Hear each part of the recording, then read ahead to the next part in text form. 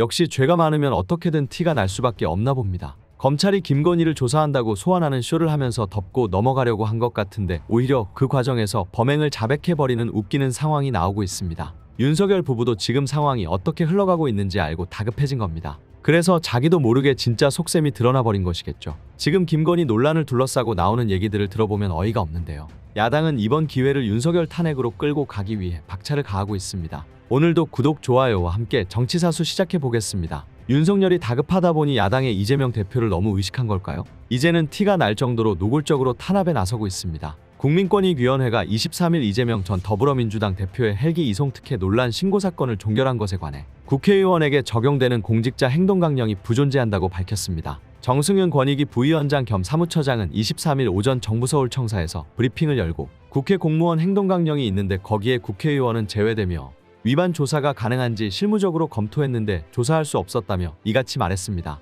정부위원장은 이 사건만 갑자기 국회의원도 국회 공무원 행동강령이 적용된다고 하면 오히려 더 불필요한 논란을 불러일으킬 것 같고 이 부분에 대해서도 반대 의견이 있었다며 국회의원도 행동강령을 적용해서 조사해서 처리해야 된다는 의견도 있었지만 다수 의견은 국회의원에게 행동강령이 적용되지 않는다고 해서 종결 처리했다고 밝혔습니다. 권익위는 종결 처리를 하면서도 이재명 대표를 어떻게든 하나라도 꼬투리 잡으려고 안간힘을 썼습니다. 권익위는 전날 전원위원회를 열고 해당 사건에 관해 이전 대표와 당시 비서실장이던 천준호 민주당 의원에 대해 국회의원에게 적용되는 공직자 행동강령이 부존재한다는 이유로 종결한다고 의결했습니다. 청탁금지법 위반 행위 신고도 이를 입증할 자료가 부족하고 종결 사유에 해당한다는 이유로 종결 결정했습니다. 반면 서울대병원 및 부산대병원 의사가 병원 간 전원 및 119응급 의료 헬기 출동 요청 과정에서 공직자 행동강령을 위반한 사실을 확인하고 이를 감독기관인 교육부와 해당 병원에 통보하기로 결정했습니다. 부산소방재난본부의 119응급 의료 헬기 출동 과정에서도 공무원 행동강령 위반 사실이 확인돼 감독기관인 소방청과 부산광역시에 통보하기로 결정했습니다. 정부위원장은 이에 대해 공무원인 아들이 아버지가 갑자기 쓰러져서 병원에 있는 친구한테 전화해 치료받은 사건이 있었는데 아버지가 치료를 받았다고 특혜는 아니다라며 순서를 위반하거나 절차를 위반한 걸 특혜로 보고 치료행위 자체를 특혜로 보지 않는다고 말했습니다. 이어 부정청탁도 마찬가지로 공무원 아들과 치료해준 의사만 처벌하지 그 치료를 받은 아버지와 관련해서는 아무런 제재 규정이 없다며 이전 대표의 경우에도 치료받은 행위, 헬기 이송 자체에 대해 특혜냐 아니냐 논하지 않고 절차나 규정 위반한 것들을 행동강령 등에서 특혜로 보고 있다고 밝혔습니다. 정부위원장은 이전 대표가 헬기를 이용한 사실, 서울대병원에서 치료받은 사실을 특혜로 보진 않는다며 규정대로 헬기를 이용했는지 전원대에 치료받았는지와 관련해 규정이 위반된다면 공무원들이 위반한 걸로 보는 것이라고 말했습니다. 이어 국회 공무원 행동강령에 국회의원이 누락된 것과 관련해 입법 부존재, 부작위가 되고 국회에서 의무를 다 안 하는 것이라며 국회에서 이번 기회로 다시 논의를 해서 개정을 하든지 의논할 필요가 있다고 밝혔습니다.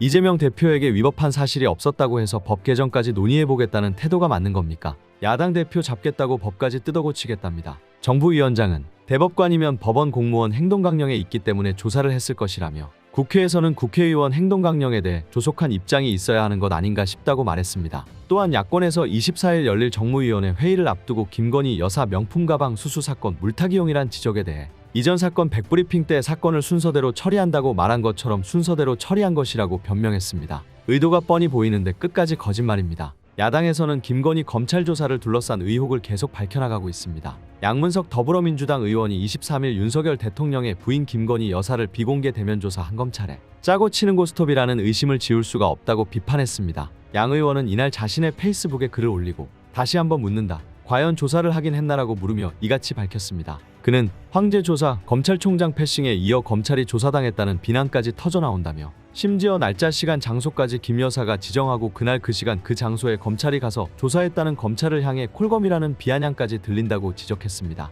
이어 김 여사 조사와 관련된 작은 사진이나 녹취 기록 또는 영상이라도 제공하고 조사했다고 우겨야 하는 것 아닌가라며 성역 없는 수사 운운하던 이원석 검찰총장은 사퇴로 반항해야 하는 것이 상식인데 아무것도 하지 않는다고 말했습니다. 양 의원은 너무나도 드라마 각본처럼 드라마틱한 상황이라며 정치 검사들이 조사했다고 발표하면 조사한 것이라 믿으라고 강요하기에는 윤석열 검사 독재 정권의 사기 행각은 그 골이 너무 깊다고 주장했습니다. 김건희의 검찰 조사 진술 내용도 공개되기 시작했습니다. 윤석열 대통령 부인 김건희 여사가 검찰 조사에서 재미교포 최재형 목사로부터 받은 화장품에 대해 미국의 할인 매장 등에서 사온 것으로 인식해 받았다는 취지로 진술한 것으로 파악됐습니다. 결국 받긴 받았다고 인정한 겁니다. 23일 법조계에 따르면 서울중앙지검 형사1부는 지난 20일 서울 종로구 창성동의 대통령경호처 부속청사로 김 여사를 불러 명품 가방 수수 의혹 관련되면 조사를 하는 과정에서 이런 진술을 받았습니다. 김 여사는 최 목사로부터 명품 가방을 선물 받기 이전인 2022년 6월 180만 원 상당의 명품 화장품을 받았는데요. 이에 대해 김 여사는 검찰 조사에서 최 목사가 금전적으로 넉넉하지 않다고 알고 있었고 아내의 조언대로 화장품을 준비했다고 말해 아내와 함께 미국의 할인 매장이나 면세점에서 구입해 가져온 것으로 인식했다는 취지로 설명한 것으로 알려졌습니다. 김 여사는 또 최 목사가 2022년 1월 고향이 경기도 양평이라고 동양 출신임을 강조하면서 아버지와 관련된 추억을 이야기하며 접근에 친밀감이 생겼다고도 진술한 것으로 전해졌습니다. 아울러 유복하고 보수적인 집안에서 자란 사실을 알고 있어 줄리 의혹에 대한 억울함을 이해해줄 것이라고 생각했다고도 진술했습니다. 김 여사 측은 또 2022년 7월 최 목사가 전달한 양주의 경우 위해 우려가 있는 물품은 폐기해야 한다는 경우 지침에 따라 폐기한 것으로 안다고 답한 것으로 전해졌습니다. 2022년 9월 최 목사가 건넨 명품 가방에 대해서는 단순 선물로 직무 관련성이 없고 직원에게 반환을 지시했으나 직원의 업무상 실수로 돌려주지 못한 채 포장 그대로 보관해왔을 뿐이란 입장을 유지한 것으로 파악됐습니다. 김 여사는 또 김창준 전 미국 하원 의원의 국립묘지 안장과 관련한 최 목사의 청탁도 보고받지 못했다고 진술했다고 합니다.